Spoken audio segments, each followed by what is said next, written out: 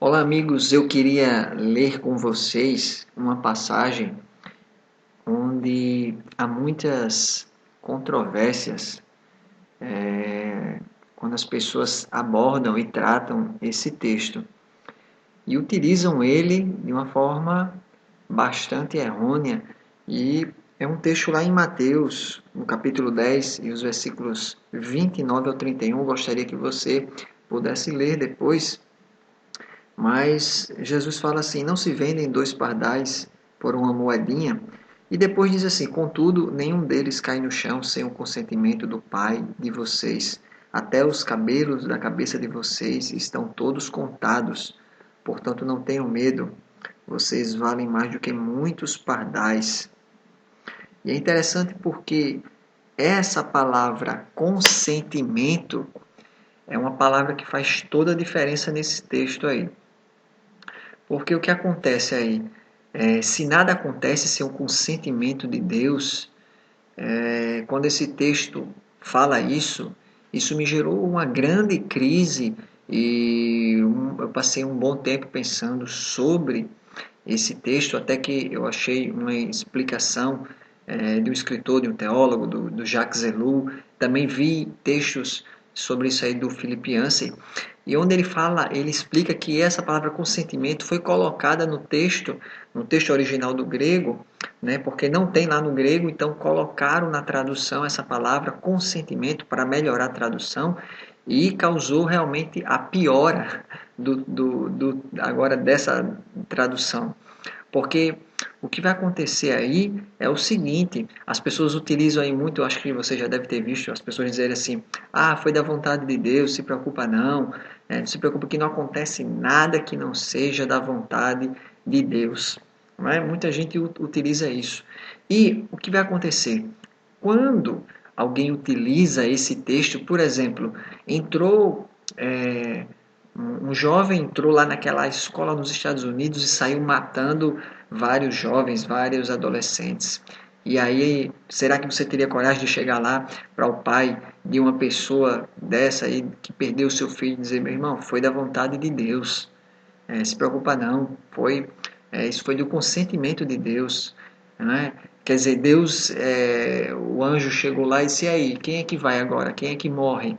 E Deus ia dizer: não, é aquele, e aquele, aquele outro ali que tá carimbado, é aqueles ali que vão. O meu consentimento são aqueles. Você fala isso para, sei lá, o marido que teve a esposa violentada. Quer dizer, Deus olha do céu e diz: aquela dali eu permito, aquela dali não, pode, aquela dali vai acontecer com aquela. Porque tudo foi do consentimento, foi ele que permitiu que isso acontecesse. A mulher perde um bebê, então aquela dali pode perder, aquela dali não. Quer dizer, foi tudo da vontade, ou seja, Deus escolheu aquilo ali para acontecer. Então, são situações difíceis de usar esse tipo de argumento que as pessoas utilizam. Ah, foi da vontade de Deus, se preocupa não, que Deus sabe de todas as coisas. Sim, Deus sabe de todas as coisas. Quem não sabe, talvez seja eu e você, mas realmente ele sabe, as pessoas utilizam esse argumento. E essa palavra, onde eu quero chegar, ela não estando lá no texto, o que é que o texto realmente significa? Significa que em tudo isso que acontece, Deus está presente.